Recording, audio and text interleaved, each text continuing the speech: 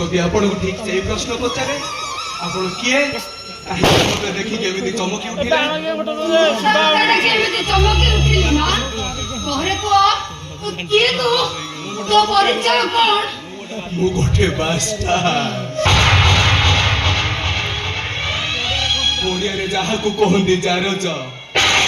ବାପା ଠିକଣା ନଥିବା ଏ କାହାଣୀର ମୁଁ ହଉଛି କର୍ଣ୍ଣ ଛାଡ଼ ସେ କଥା ଦେଖ ତମ ମୁଣ୍ଡ ଫାଟି ଝରଝର ହୋଇ ରକ୍ତ ବୋହିଛି ତମକୁ ମୁଣ୍ଡରେ ପଟି ଭିଡ଼ିଦିଏ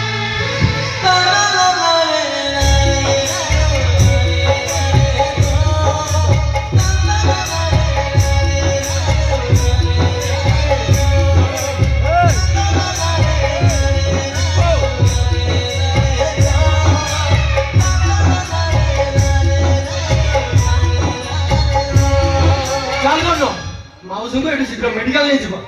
ନାଇଁ ରେ ପୁଅ ମୋର ତ ମେଡିକାଲ ନବା କିଛି ବି ଦରକାର ନାହିଁ ଏ ଛୁଆଟା ମୋ ମୁଣ୍ଡରେ ଗାମୁଛାକୁ ପଟି କରି ବାନ୍ଧିଦେଲା ପରଠୁ ମତେ ଟିକେ ଆରାମ ଲାଗୁଛି କୁଆଡ଼େ ଯିବା ଦରକାର ନାହିଁ ଓହୋ ମାଉସୀ ଆପଣ ବୁଝିପାରୁନାହାନ୍ତି ଆପଣଙ୍କ ମୁଣ୍ଡରେ ଯୋଉ ପରିମାଣରେ ରକ୍ତ ବାହାରିଛି ଆପଣଙ୍କୁ କିଛି ହେଇଯାଏ ଦେଖ ମା ଆପଣ ମୋ ପାଖରେ ପହଞ୍ଚି ଗଲେ ମାନେ ଆପଣ କିଛି ବି ଟେନସନ ହେବା ଦରକାର ନାହିଁ ଚାଲ ମୁଁ ତୁମକୁ ମେଡିକାଲ ନେଇଯିବି ଆରେ ପୁଅ କିଏ ରେ ତୁ ତୋ ପରିଚୟ କଣ କାହିଁକି କେଜାଣି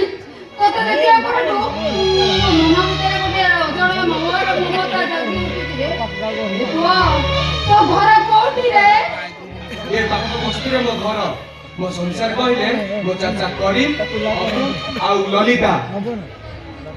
ଏ କର୍ଣ୍ଣ ମୋ ବସ୍ତିର ମୌରମଣି ମାଉସୀ ସେ ପରା ଏ ବସ୍ତିର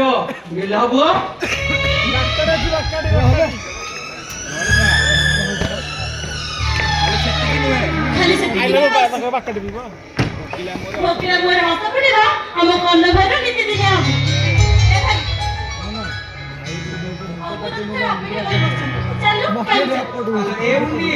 ଏ ମାଉସୀଟାକୁ ଏ ଅବସ୍ଥାରେ ଛାଡ଼ିଦେଇ ମୁଁ କୁଆଡେ ଯିବି ଯେ ରହ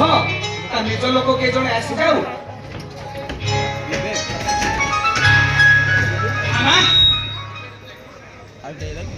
ତୁ ରେଡି ଆଚ୍ଛା ମୁଁ ତତେ କେତେ ଖୋଜିଲି ଆଚ୍ଛା ପ୍ରଥମେ କହିଲୁ ଏ ବସ୍ତି ପିଲାଙ୍କ ସହ କରୁଛୁ କଣ ରୋଡ ପାସ୍ କଲା ବେଳେ ଗୋଟେ ଗାଡିରେ ପିଟି ହେଇଗଲି ଆଉ ମୋ ମୁଣ୍ଡଟା ଫାଟିଗଲା ଏ ପୁଅ ମୋ ମୁଣ୍ଡରେ ଗାମୁଛାଟାକୁ ବାନ୍ଧି ଦେଇଛି ଇସିସ୍ ମାମା ତମେ ଏ ମସିଆ ଗାମୁଛା ବାନ୍ଧିଛ ନହେଲେ ଥଣ୍ଡିଆ ଜାଗାଟା ପୁରା ଇନଫେକ୍ସନ କରିଯିବ ମତେ ଟିକେ ଆରାମ ଲାଗୁଛି